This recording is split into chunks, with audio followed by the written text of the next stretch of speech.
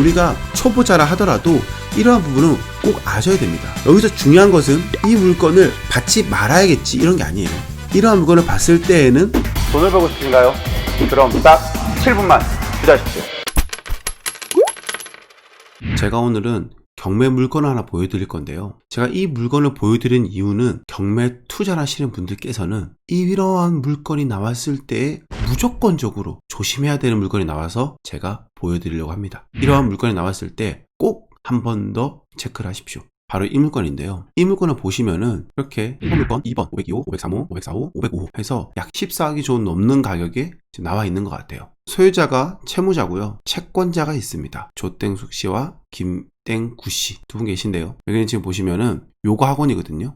스포 땡리스 아카데미에서 쓰고 있었어요. 전층을요. 근데 여기 위치를 보면은 이 둔산동이 대전에서는 제일 좋은 아파트입니다. 클럽 아파트, 최고의 아파트죠. 가격 상승을 주도했다는 아파트 중에 하나입니다. 대전에. 그래서 여기 이제 모든 구청과 광역시청이 여기 있고요. 이 옆으로 해서 이렇게 상가들이 쭈르륵 이렇게 있습니다. 안쪽으로 들어와서 있지만은 그래도 이렇게 길가에 있는 곳이고 앞쪽을 보고 있죠. 그렇기 때문에 그렇게 나빠 보이진 않아요. 롯데리아 옆에 있는 바로 이 상가입니다. 1층, 2층, 3층, 4층, 5층. 위치적으로 A급은 아니지만은 그래도 우리가 후면 상가는 아니잖아요. 한 층 전체를 쓰고 있고 넓은 평수를 쓰기 때문에 여러 가지 임차해야 되는 옵션이 많다라는 거죠. 그런데 이렇게 장점인데도 불구하고 이러한 물건을 조심해야 된다고 말씀드리냐면요. 그 전 사건을 딱 들어가 보면요. 이렇게 나와 있습니다. 이분은 지금 5층 전체를 해서 6억 5,500만 원에 낙찰을 받으셨어요. 굉장히 저렴한 가격에 받으신 거죠. 2011년 4월 달에 감정가 15억 원짜리를 43.67%인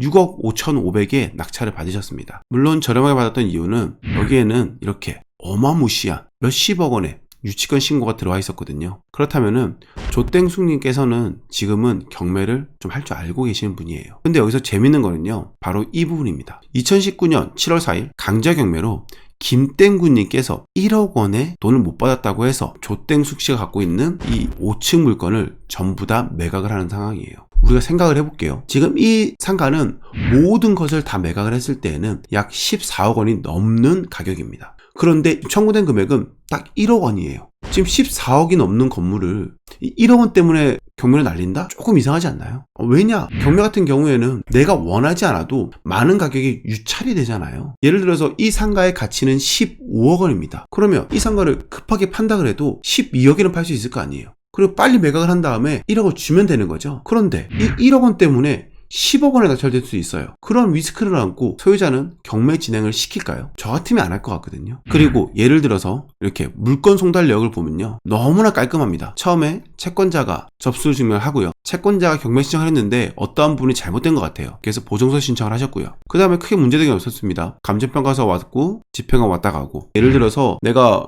경매를 날라갔다 그러면 어떻게든 방어할 거 아니에요. 경매를 안 날리기 위해서 잘못된 것이다. 아니면 연기를 해달라. 라는 식으로 어떠한 액션을 취했을 것 같은데 그러한 액션은 전혀 없었다라는 것이죠. 여러분들 물건 잘 보셨나요? 어떠신가요, 여러분들? 저 물건이 좋다, 나쁘다 이런 건 아니에요. 좋을 수도 있고 나쁠 수도 있습니다. 정말로 1억 원이 없어서 나온 물건일 수도 있습니다. 하지만 여기서 제가 드리고 싶은 말씀, 포인트 아시겠나요? 위와 같은 물건의 방식으로 일부러 날리는 경우에 부동산이 있다라는 거예요. 초보자들 같은 경우에는 부동산 낙찰가를 잘못 산정하시는 분들이 있어요. 딱 봤는데 너무 이뻐 보이는 거예요. 나도 모르게 사랑에 빠지게 되죠.